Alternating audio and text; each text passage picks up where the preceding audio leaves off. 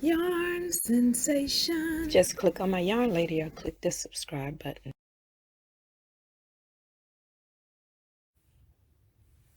Hi guys, welcome to my channel Yarn Sensation, and today will be one of our crochet lessons.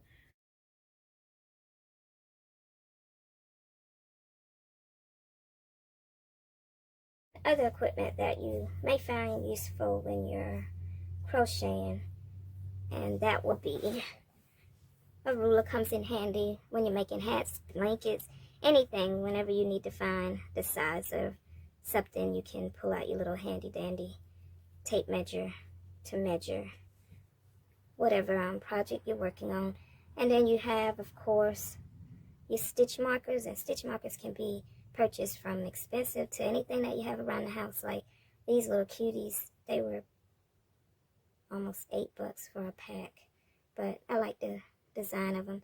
And then this one, just a little metal piece of object, very thin top, reminds you of a pin head, and you just place it in your stitch, close it. That's cute. Then you have this little plastic one. It's pretty big in size, and this was just something I purchased, and this was attached to it, and I said, oh, that'll make a cute little stitch marker. It holds well, but you have to be careful with some things that you decide to use, because if you put it in, let's say you're making a blanket and you place it to remind you of where to change your color at, these can fall out. So I would recommend using something that closes. And then you have, of course, paper clips you can use. Safety pin will be fine. And I use pins like making earrings, and to make them, to stiffen them, I will place them on a type of board. And what I do, I use these little artistic boards. But you can use your pins to place your design on your board or whatever you're using to keep the shape, and then you can spray it with your starch to keep it. But you'll find many use for your pins. And another thing, you can use row counters. And when I first started crocheting, I went through several of them, but with my problem, I would forget to change my rows. So what I do a lot also is real simple. Post-it note or a piece of paper or whatever, and as you're crocheting and you get to that row, just make a tick mark, and just tick mark every time you reach that row, and write down, let's say if you need 20, write that 20 to the side, and just tick mark every time you complete a row until you reach that number. And that's an inexpensive way to do it, but it's up to you. And of course, you will find yarn needles, and this is a yarn needle. And the difference in a yarn needle, it has a rounder end. It's not as pointy. You can stick yourself in, as long as you don't do it too hard, but it won't hurt. And then, we have these as well, but these have a pointy end, and they will hurt if you stick yourself. And as you can see, the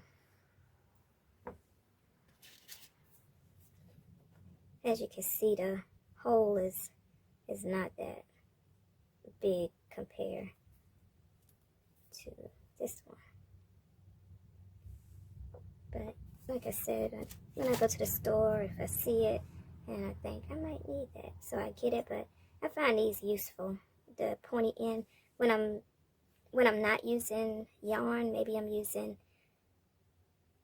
some type of other material that's not as soft, and this will help by forcing through the fabric to pull that yarn through. So they're creative. And then I found this little handy dandy tool, and it's by Yarnology as well, and it's great because it holds these little needles for you. And you just put your top back on, and there you go. And of course, a pair of scissors. Doesn't have to be fancy as long as it gets the job done. But like I said, as time go on, you'll see a pair and you'll be like, oh, I like that one, I want it. And you'll start a collection of them, cute scissors. But, you know, the smaller ones will be just fine.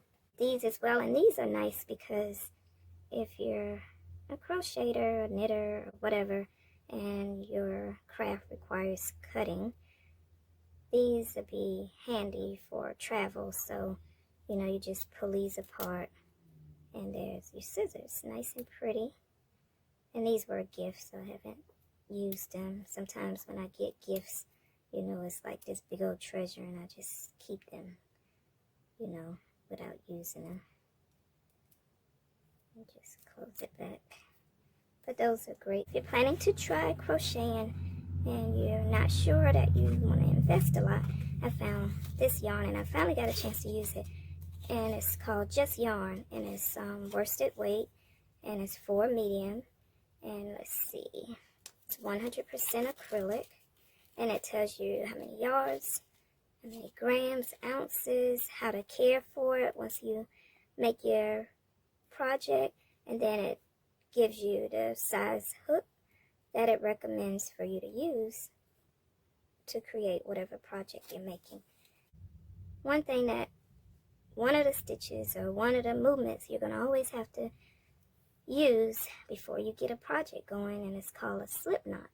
So with the slip knot, you basically, this is how I do mine, and as you do crocheting, you'll look and you'll say, hey, she taught me wrong. But no, it's everybody has a different way of doing it. You know, as time goes, we acquire a different way. That's sure that you have the end of your yarn, and you're just going to basically, it's going to be like that, and you're just making a loop. So you're crossing that yarn over like that, and then you want to twist it back like that. So you're pinching whatever you just created under that. Let's see. So you just crossed it over. Then once you have that, place your hook in that loop and reach down and grab your yarn and pull it through, and just pull it until it's tight like that, and then pull the long end of your yarn like that until it's secure on that piece of yarn. So that's your slip knot. And once again, you're just going to take your yarn, turn it to that long piece, twist it, hold it, let go, stick your needle in there, pull that yarn through, pull it tight, pull it up to your hook. So that's the slip knot. So we need our slip knots. And next you have to hold your yarn. So the way I do mine is I just place that, like wrap that around my index finger, and then I'm holding the tail, the palm of my hand, and I take the bottom 2 fingers to hold it. That way I can control how it slides, because when I reach up like that, I'm pulling that yarn down. So if I don't have it gripped down here, it's just going to be probably a sloppy mess. Let's see what happens. Hard to grab it, then you get it, it keeps splitting.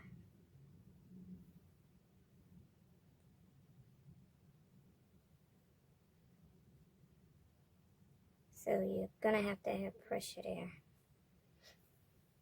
So once you have your slip knot, this is how I do mine. Just hold those fingers down. Then I place that on my middle finger. Then I place my thumb right on that slip knot. And then I just reach up, pull that yarn through, reach up, pull that yarn through. And as you're reaching up, that yarn is being pulled and guided into that stitch. Like that. So what you're doing right there is you're creating what they call a chain stitch. One way to holding a hook is however you feel comfortable. Some people may hold it like, you know, they're writing a pencil with a pencil, you know. If you can do it, then go with it. You know, some of us hold it like that. So it's up to you. However you can use it, there's no wrong way. But this is how I do mine. It's just, when I started learning, that's just how it was comfortable for me. Once again, you're going to do your slip knot. And you're going to pull it. And when you're pulling that yarn through, you're creating chains. So let's do a chain of 10. So I'm pulling it through, got my slip knot, and I'm going to create my first chain. So 1, 2, 3, 4, and you may have to move your finger up as you go to keep that tension on there. So you created a chain, and what we're going to do today is we're going to make a project, because hey, we learned something new. And what will we make? This little cute ring, but I'm not using this type of yarn. Got started, I had a list of materials that we will be using for this project. So what will we be using? This is this brand of yarn, and it doesn't matter, any crochet cotton number 8 will be fine. Does not have to be this brand, but the color is bright lime. And then I have a bead, one little bead. You can pick whatever bead you like, but whatever bead you pick, make sure that the yarn needle that you have can go right through it. And of course, a pair of scissors and some glue, any type of glue. I don't know about Elmer's glue, but you can try it, it's up to you. And then you have your hook, and I am using a 3.0 millimeter hook.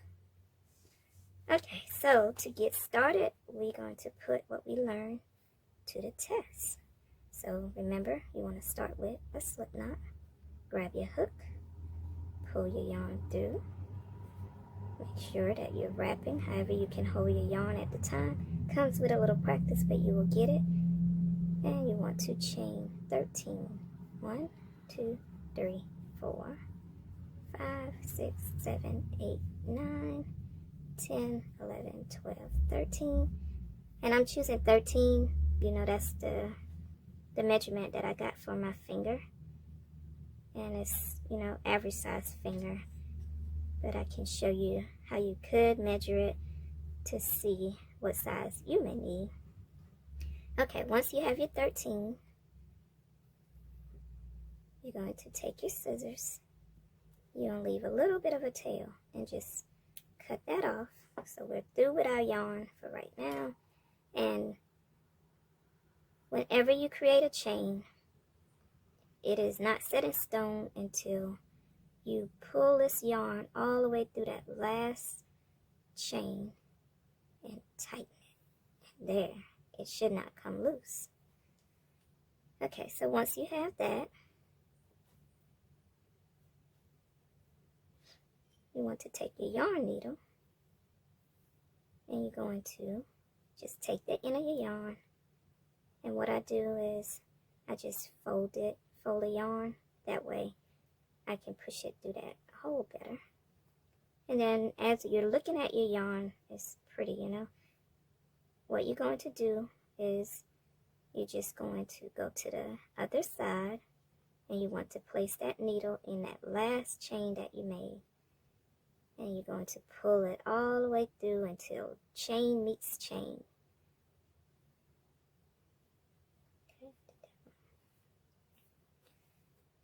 Okay, once you have your little chain, you want to take your yarn and feed it through your yarn needle. And what I do is I fold it, just fold it like that, and that helps me get it through the yarn needle.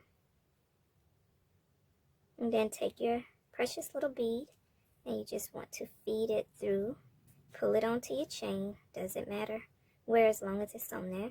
And once you have that, what you're going to do is you're going to place your needle in that last chain, and you want to pull your thread through until chain meets chain. And once you have that, you're going to go back through that same hole, and you're going to take your needle, and you're going to have a little loop there, and you're going to feed that needle through that loop and pull it as tight as you can, like that. And then what you're going to do is drop that tail and grab your other tail.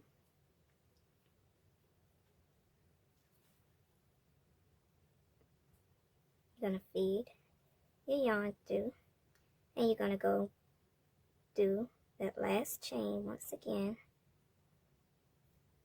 and you're going to do the same thing. Make sure you have that loop and place your needle through and just pull till it tightens. Once you have that, you can remove that needle, and what you created was a little circle. So then what you're going to do is, you're not going to come too close, but you want to come up from that little knot that you made, and you're going to clip about right there. So you have that, and then you want to take your glue on those two ends that you just cut, just like that. And then you want to take your bead, and you're just going to push this bead back around, and what's going to happen is you're going to slowly pull until that knot goes into the bead, and you should not be able to see your tail like that. And what you can do is let it hang out for a little so your glue can dry, and then of course you have created your little ring. How cute. And if you put it on and it's too loose or too tight, just create more chains. So what I do before I start to find out my ring size, let me remove these. I take my yarn, the tail, and all you want to do is, whatever finger you're going to place this ring on, you're going to wrap it round, and if you need help, you can let someone else do this for you, but you want to make sure that your yarn crosses over like that, and then you just want to clip the end. So that basically tells you how long you need to make your chain. So in order to do that, you're just going to chain your stitches up.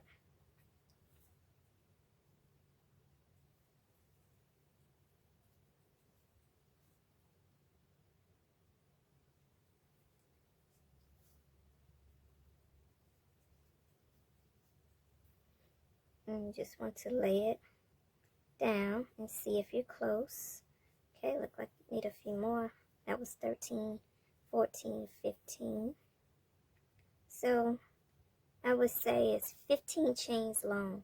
And then what I'm going to do is I'm going to chain one more, right? Because I got to cut that. And then you just cut it.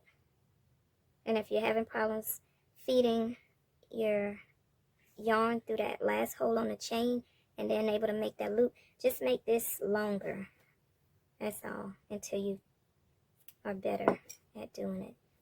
And then that should give you the measurement you need for your ring. And that's it. So thank you guys for watching, and we will see you again real soon for the next crochet stitch.